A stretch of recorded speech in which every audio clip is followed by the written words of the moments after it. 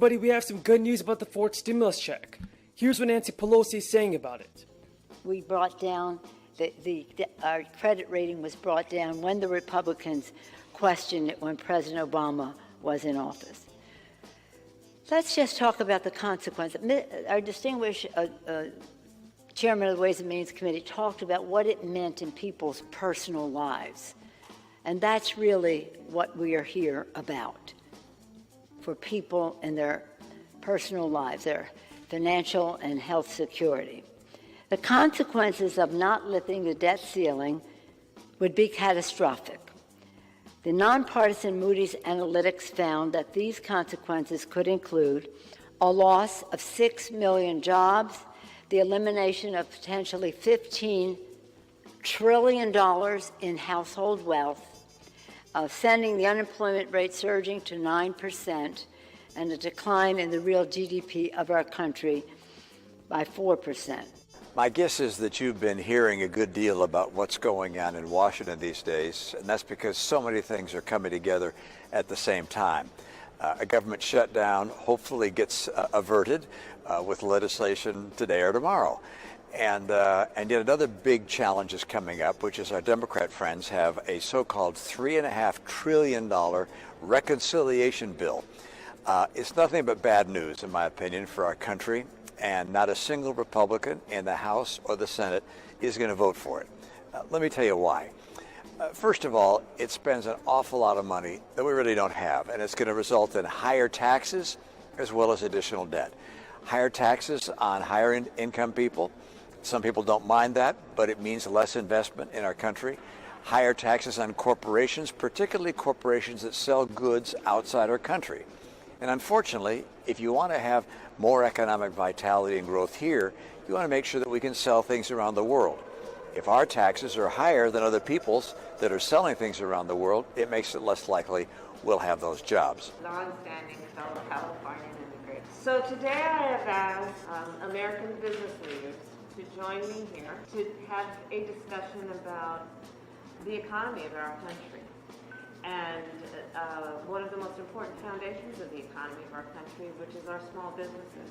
Our small business leaders, they at this table and the many that they represent, really are part of the backbone of our country, not only in terms of our economy. It is also the case that our small business leaders are civic leaders, they are community leaders. So, welcome back to the channel. Let's go over the most important stimulus check information first. Senator Bernie Sanders is now urging other lawmakers in Congress to tank President Biden's new infrastructure bill when it is put on the floor for a vote. And Senator Bernie Sanders has thrown a wrench into congressional infrastructure negotiations, and that's after Nancy Pelosi derailed progressives' voting strategy.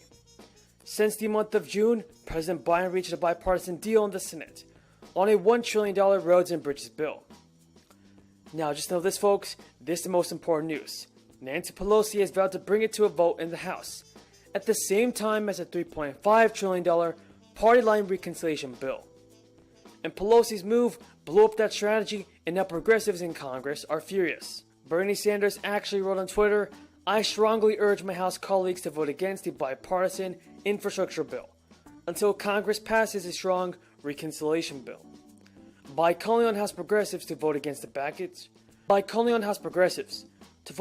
basic package until the human infrastructure plan passes through the Senate budget reconciliation."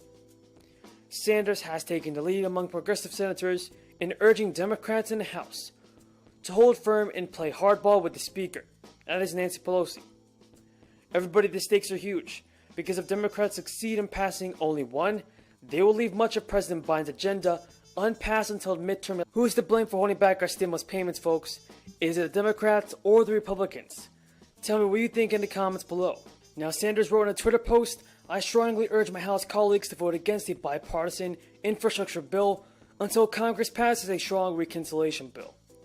Everybody, by calling on House progressives to vote against the basic package until the human infrastructure plan passes, Bernie Sanders took the lead among progressive senators in urging Democrats in the House to hold firm and play hardball with Nancy Pelosi.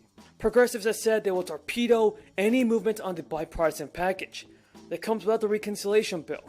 And now that Democratic leaders seem to be doing just that. Progressives are digging in. Bernie Sanders is one of several to throw cold water on a standalone bipartisan infrastructure bill. Other progressives are also upset at Nancy Pelosi's move. Elizabeth Warren told reporters that we had a deal, implying that Pelosi was backtracking on an agreement to hold joint votes. Representative AOC said earlier that she would vote no unless she got new information. Now, Representative Alexandria Ocasio-Cortez also said earlier that she would vote no unless she got new information. And Sanders is one of several to throw cold water on a standalone bipartisan bill. Elizabeth Warren actually told reporters that we had a deal. So Nancy Pelosi is now breaking that deal, everybody. And Pramila Jayapal told reporters that we articulated this position more than 3 months ago. And today it is still unchanged. The progressives will vote for both bills. But the majority of our members will only vote for the infrastructure bill after President Biden's visionary Build Back Better Act passes. And not every Senate Democrat, everybody, was upset at Nancy Pelosi. Senator Sherrod Brown of Ohio, the chair of the Senate Banking Finance Committee, told reporters, "I trust Speaker Pelosi, and she's the best speaker of my lifetime, and I don't give her advice." What do you think about Nancy Pelosi, everybody? Is she doing all that it takes to help out the American people? And so far, the California Franchise Tax Board began sending the first stimulus checks, the first payments of a tax refund, enacted as the better part of the $100 billion comeback plan. The first batch of stimulus checks, the first batch of physical checks are estimated to begin going out on October 6th. The state has already deposited more than 2.5 million payments of up to $1,100 into the bank accounts of eligible Californians, whose information was already on hand with state tax agencies.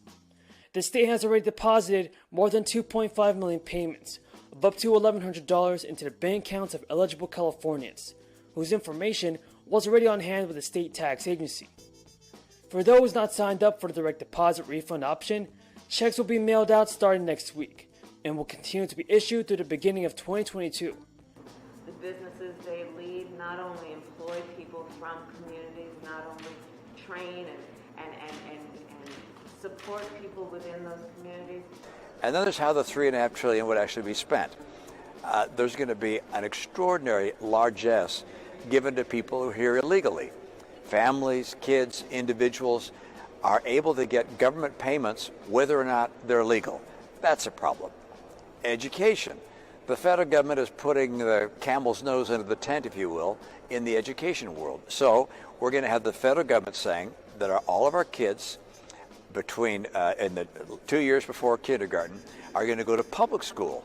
So they're going to have pre-K at public schools. They're calling for building new schools. So we have pre-K for our kids under the direction, of course, of the public school system. And likewise, they're going to say free community college for all of our kids as well.